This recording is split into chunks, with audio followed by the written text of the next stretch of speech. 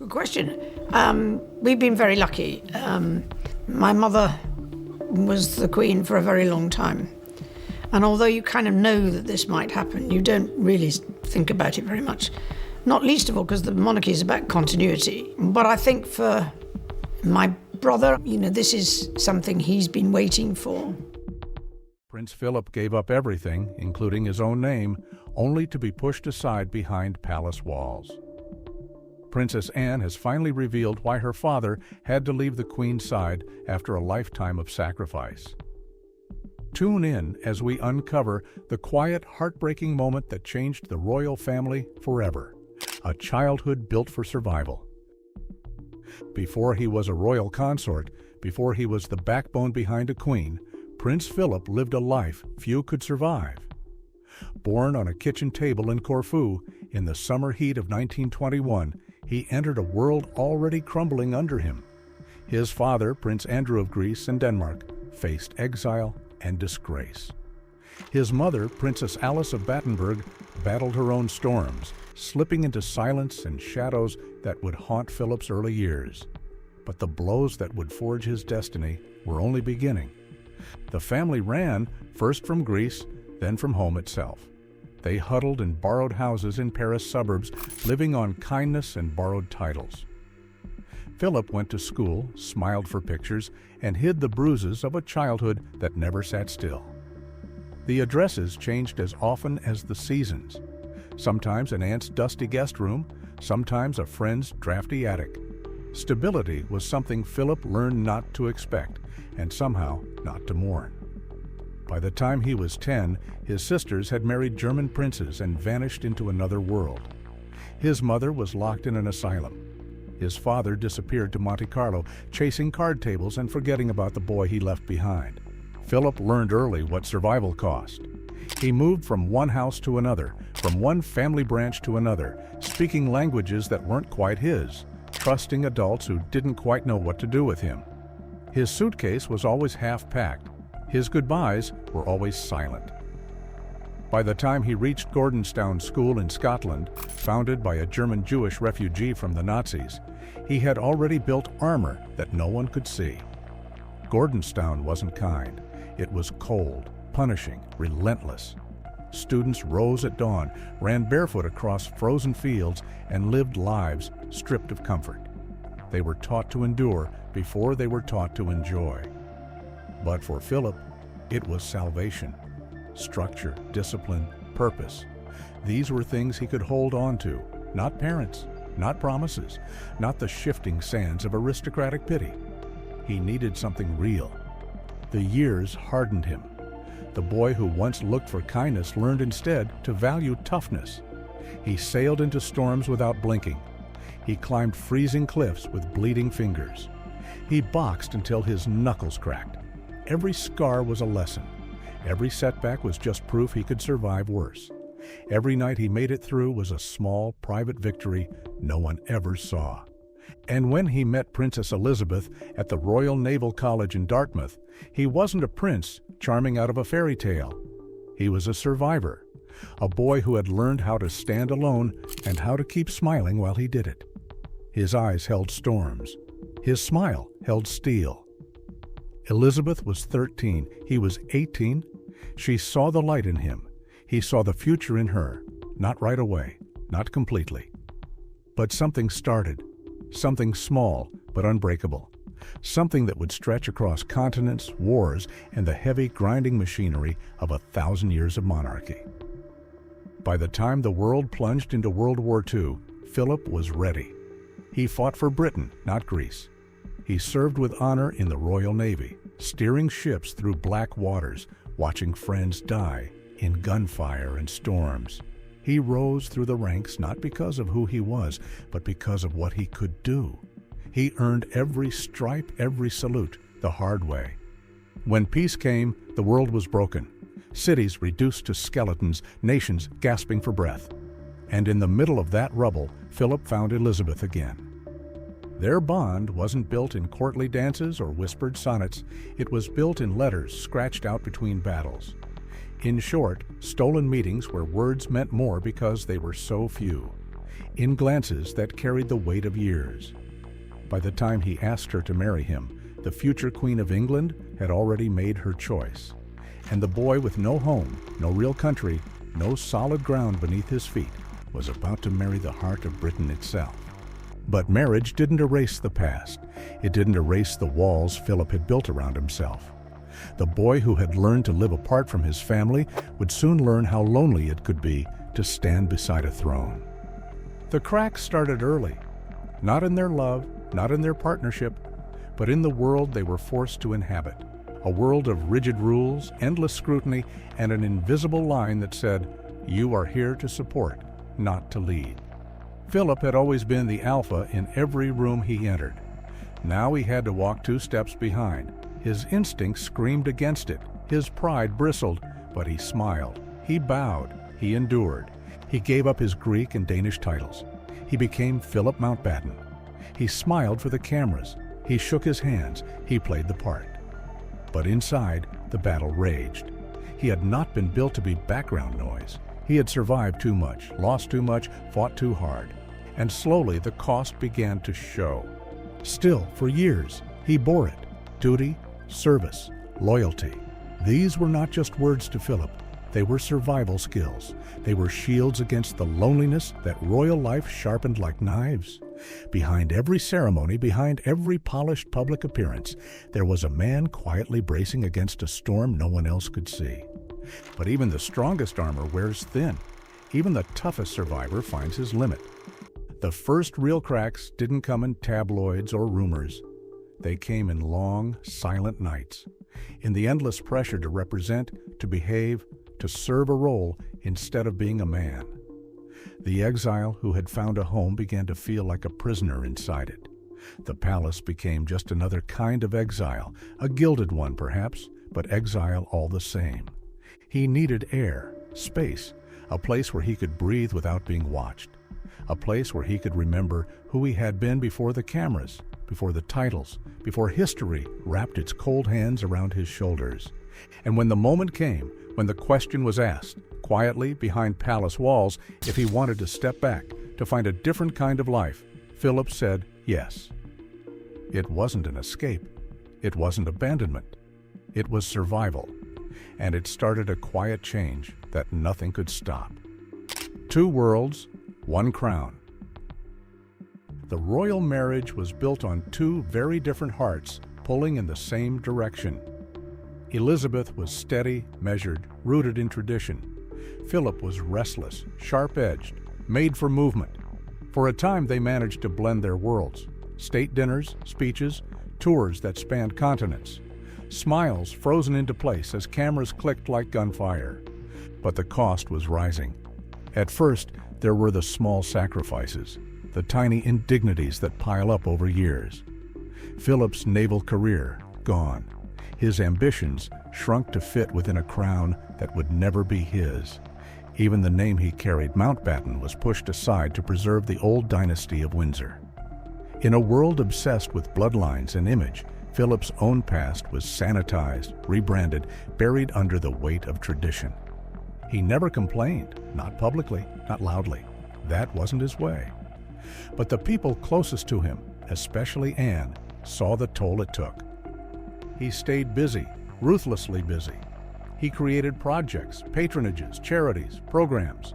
He designed competitions for young people. He modernized old royal customs with sharp, practical changes. He threw himself into causes like a man trying to outpace something inside himself. He needed purpose, and when he couldn't find it naturally, he built it with his own hands. But no matter how many speeches he gave or awards he handed out, the unspoken truth hung over him. He was a man trapped in a role too small for him. Inside the palace walls, the tension was thick enough to choke on. Philip bristled under the endless protocols, the red carpets, the tightly choreographed appearances, the endless polite small talk with strangers who bowed but never truly saw him. He was expected to wear a mask every day, and some days it fit worse than others. And the Queen, dutiful, careful, measured, carried her own burden. She loved him, but she loved the crown too, and there were days when those 2 loves collided in ways neither of them could fix. Duty and love don't always walk in step. Anne saw it early, long before the world whispered about cracks and scandals. She saw the moments when her father would fall silent at dinner, staring past the chandeliers and crystal glasses like he was somewhere else entirely. She saw the way her mother would gently touch his hand under the table, a silent apology for a life neither of them could change. She saw the invisible walls that duty built between them. It wasn't about arguments. It wasn't about betrayal. It was about sacrifice. Philip had given up his name, his country, his career, and even his children's surnames. And in return, he had been handed a life lived under glass. So he found his own escape hatches. Carriage driving through the muddy tracks of Windsor, painting wild landscapes no one ever bought. Long, brutal walks alone through the grounds of Balmoral, where the Scottish winds could strip a man down to nothing and rebuild him again. He built his own world within the golden cage, carving out corners of freedom wherever he could. But it wasn't enough. By the time he reached his late 80s, the machine of royal life had worn him down to the bone. Public engagements turned into marathons. Health scares became regular footnotes. The endless line of official events blurred into a gray smear. The bright spark that had once made him the liveliest man in the room began to flicker. And through it all, the man who had once danced and laughed and roared with life grew quieter, smaller, more inward. Anne understood. More than anyone, she understood. She was the one who had inherited his iron will, his stubbornness, his fierce need for independence. She knew that if he didn't step away soon, the man behind the titles would vanish completely. She feared that if he kept bowing to the endless grind of royal life, there would be nothing left of the father she had loved so fiercely as a child. The Queen knew it too. The woman who had built her life around duty saw the cost it was taking on the man she had loved across wars, continents, and decades. She knew him better than anyone else could, and she knew he needed something royal life could never give, a little space to be human again. And so, without fanfare, without public spectacle, they made a decision. Philip would leave London behind, not out of anger, not out of resentment, but out of necessity. He would retreat to Wood Farm, a quiet cottage tucked away on the Sandringham estate. No guards marching outside, no courtiers whispering behind closed doors, no velvet ropes or endless ceremonies, just space. Silence. A place where he could be Prince Philip again, not the Duke of Edinburgh, not the Queen's consort, just Philip. It was not a separation of hearts. It was a separation from the machinery that had chewed through decades of their lives. Anne later said that it was one of the kindest gifts her parents ever gave each other. Freedom wrapped in understanding. A love strong enough to let go when holding on would only cause more pain. The public, of course, didn't understand. Rumors flew, stories sprouted like weeds. They said Philip had grown tired of royal life. They said he wanted his own space. They said he had moved out. They missed the truth entirely. Philip hadn't left the Queen. He had simply stepped back from the glare, the pressure, the endless noise. He had chosen at last to live the final chapters of his life on his own terms. At Wood Farm, he found a peace that had eluded him for decades. He painted. He read books that had nothing to do with politics or power. He tended to his own land, cooked his own meals, cleaned his own rooms. He lived simply, proudly, privately. For the first time since boyhood, he was just a man again. The Queen visited often. Quiet visits, without trumpets or fanfare. They shared meals, walks, and quiet conversations in the twilight. Their love didn't shrink across the miles. It deepened, matured, became something fewer words and more glances could sustain. They had always understood each other in ways no one else could. Anne said it best. They weren't separating. They were simply letting each other breathe. And in doing so, they preserved the one thing that mattered more than protocol, more than appearances, more than duty. They preserved the quiet bond that would carry them through their final chapter together. A quiet revolution at Wood Farm. The headlines didn't roar when Prince Philip stepped into Wood Farm. There were no breaking news banners, no public statements. Just a quiet slip into the background, like a king returning to the woods he was born in. But behind that soft exit was something radical. This was a man who had stood at the right hand of a monarch for nearly 70 years. A man whose life had been mapped out by protocols, by duty, by the invisible chains of expectation. Walking away, even politely, was not a small thing. It was an earthquake beneath the polished floors of the palace. Wood Farm wasn't grand. It wasn't built for show. It was built for life. Small rooms, thick walls, a crooked fireplace that smoked on rainy days, old rugs worn thin by real use.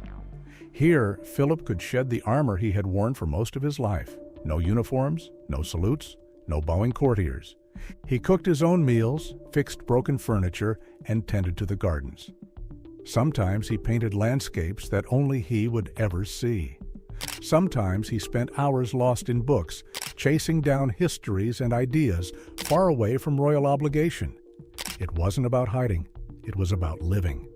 Visitors were rare and hand-picked, old friends, trusted family, no press, no schedule, no forced smiles.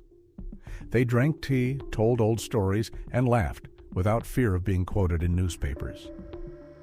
Philip built a little world where every day belonged to him, not to the crown. For a man who had lived inside the goldfish bowl of monarchy, it was a kind of freedom that felt almost rebellious. And for the first time in decades, he didn't have to apologize for it. Princess Anne would visit often. She described it later not as a sad retreat, but as a homecoming. Her father was never meant to live wrapped in velvet and guarded by bayonets. He was meant for rough winds, cold fields, the kind of life where hands got dirty and boots touched real earth. At Wood Farm, she said, he was more himself than anywhere else. No duties, no stiff clothes. Just the man he had always been beneath the titles and medals. There were still ceremonies, of course, occasions when Philip would be pulled back into the public eye, royal weddings, special birthdays, commemorations for old battles and older friends. He never said no. He stood straight, smiled for the cameras, played his part like the professional he had always been. But you could see it. The edge was softer now. The stiffness had faded. When the speeches ended and the crowds faded away, he would retreat not to a grand palace, but to his little farm, his quiet patch of stolen freedom. The Queen understood. She never resented it. She had built her life around duty. He had built his life around surviving it. Their paths ran parallel, not identical, and that was the secret to their endurance. They gave each other space without ever breaking the bond between them. When the pandemic swept through the world, it forced a new kind of reunion. Lockdowns closed borders, shut down ceremonies, and ended the endless carousel of royal events. The Queen and Prince Philip found themselves together again at Windsor Castle, living not as sovereign and consort, but as husband and wife in a house made strangely silent by the world's fear. Anne said those months were a gift none of them had expected. They ate breakfast together without formal dress. They sat by the fire reading books in comfortable silence. They walked the gardens like two old friends who had known every version of each other and loved them all. They spoke little and yet said everything. Gone were the schedules, the royal aides, the endless lines of people needing attention. It was just them. And in that final stretch, they found something that had been so often out of reach. Time. Time to sit. Time to talk. Time to simply exist in the same space without cameras or obligations pulling them apart. It was a second youth, gifted not by fortune, but by the strange pause the world had been forced into. Friends who visited during those months said there was an unmistakable peace between them, a shared understanding that didn't need to be spoken aloud. A life lived side by side for over 70 years had built a bridge stronger than any rumor, any distance, any sacrifice. They didn't need to explain themselves. They didn't need to apologize for the years apart or the choices made. They simply were. As Philip's health began to slip, the Queen remained close. She didn't leave his side unless absolutely necessary.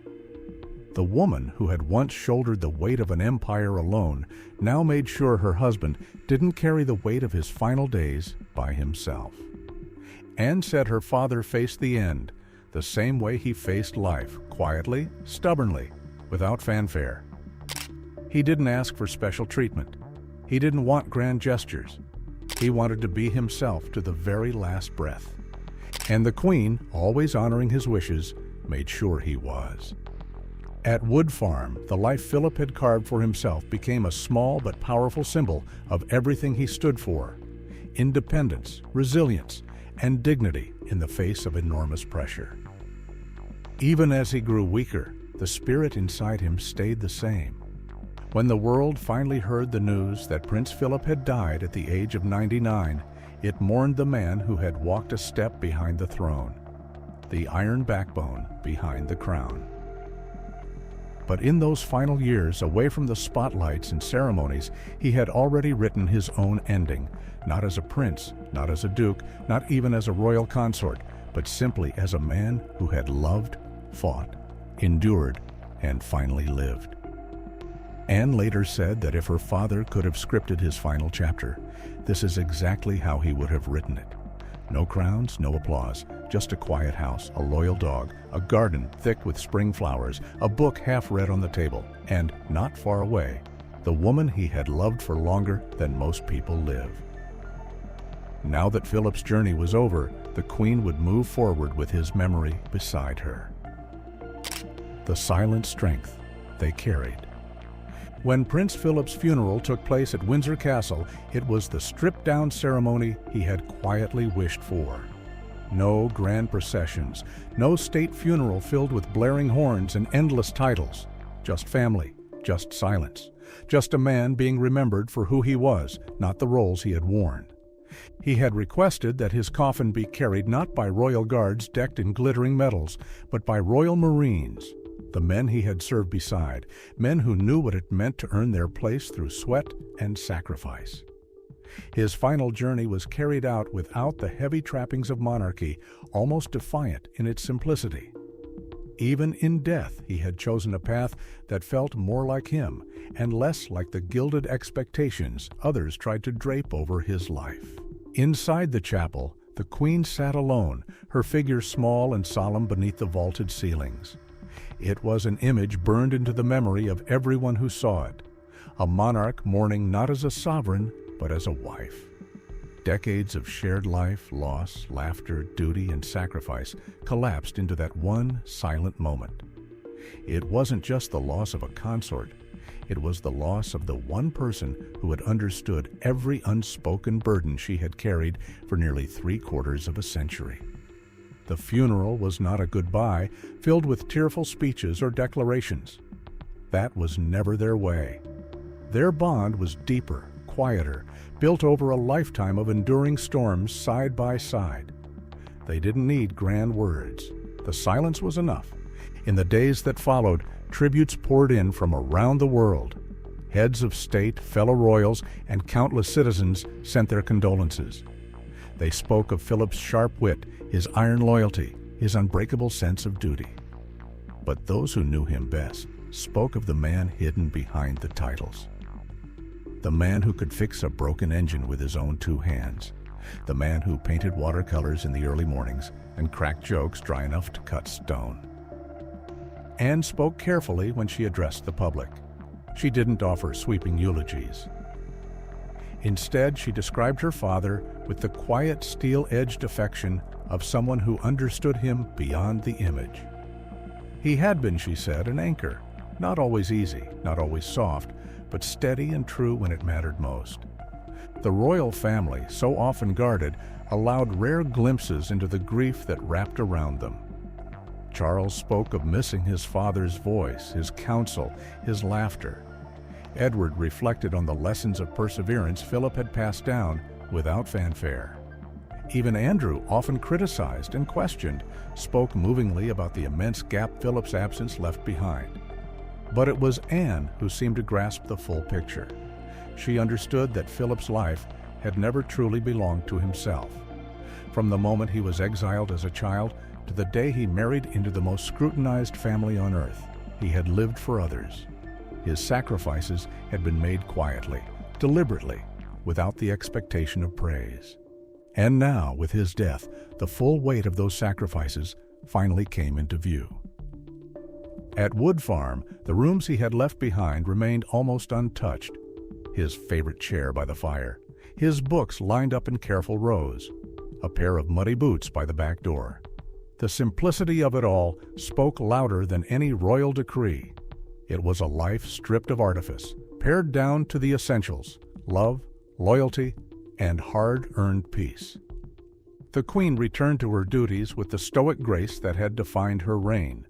But those close to her noticed the difference: a quietness deeper than before, a weariness around the edges. She had lost not just a partner in ceremony, but a partner in life.